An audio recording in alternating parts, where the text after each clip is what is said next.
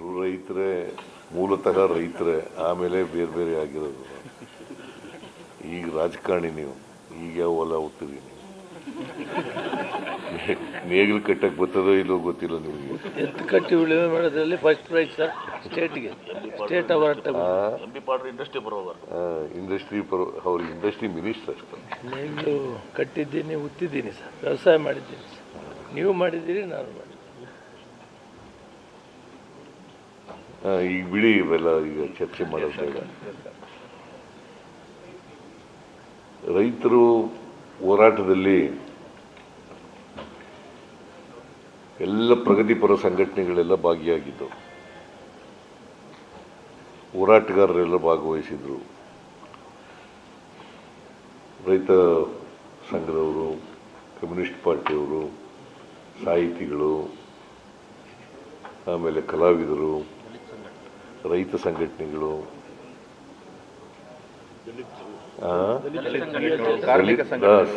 ದಲಿತ ಎಲ್ಲಿ ಶಂಕರ್ ಬಂದೇ ಇಲ್ಲ ಇವತ್ತು, ಹಿಂದೂ ತರ ಬಂದಿದ್ದಾನೆ, ಗುರುಪ್ರಸಾದ್ ಬಂದಿದ್ದಾನೆ, ನಾಗರಾಜ್ ಇದ್ದಾನೆ, ಶಂಕರೇ ಪತ್ತೇಲ್ ಬಂದ.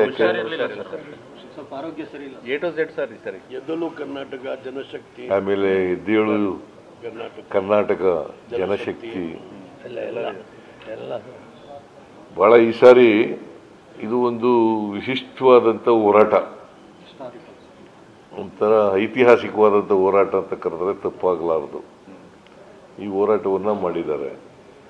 ಅದಕ್ಕೆ ಸರ್ಕಾರ ಸಾಧಕ ಬಾಧಕಗಳನ್ನು ಚರ್ಚೆ ಮಾಡಿ, ಇವರೆಲ್ಲರ ಜೊತೆಲೂ ಕೂಡ ಚರ್ಚೆ ಮಾಡಿ ಒಂದು ತೀರ್ಮಾನಕ್ಕೆ ಬಂದಿದ್ದೀವಿ. ಕಳೆದ ಮೀಟಿಂಗು ಇಲ್ಲಿ ನಡೆಯಿದೆ, ಇದೇ ಜಾಗದಲ್ಲಿ ನಡೀತು. ಈ ಜಾಗದಲ್ಲಿ ನಡೆದಾಗ ನಮಗೆ 10 ದಿನ ಸಮಯ ಬೇಕು.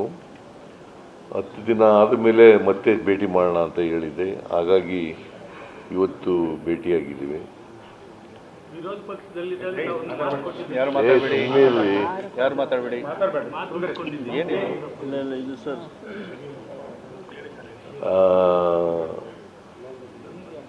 1777 ಎಕರೆ, 1777 ಎಕರೆ, ಅದು ಅಂತಿಮ ಅಧಿಸೂಚನೆ ಆಗಿರ್ತಕ್ಕಂಥ ಲೆಕ್ಕ.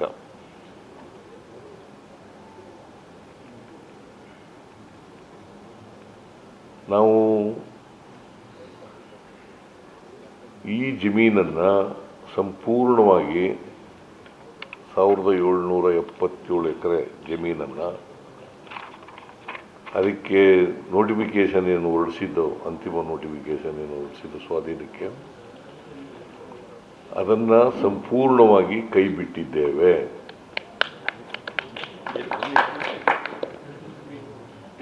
ಆದರೆ ರೈತರು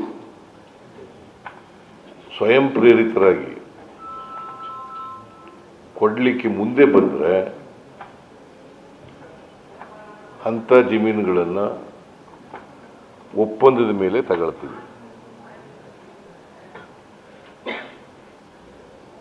ಬೈ ಕನ್ಸೆಂಟ್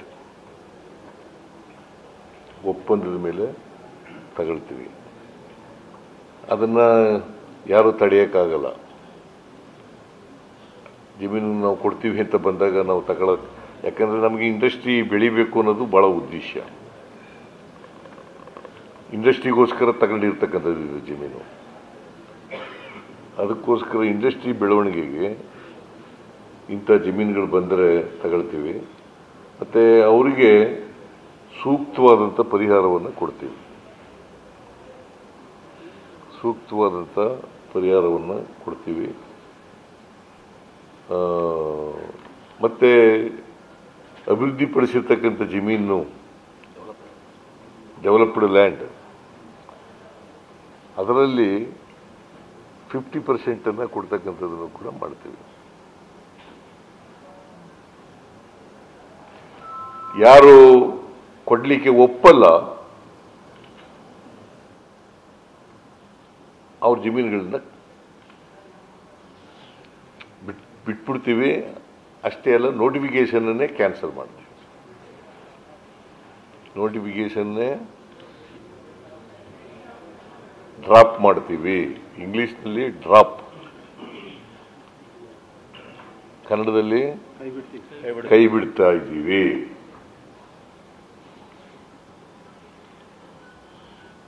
ಸೊ ಇದು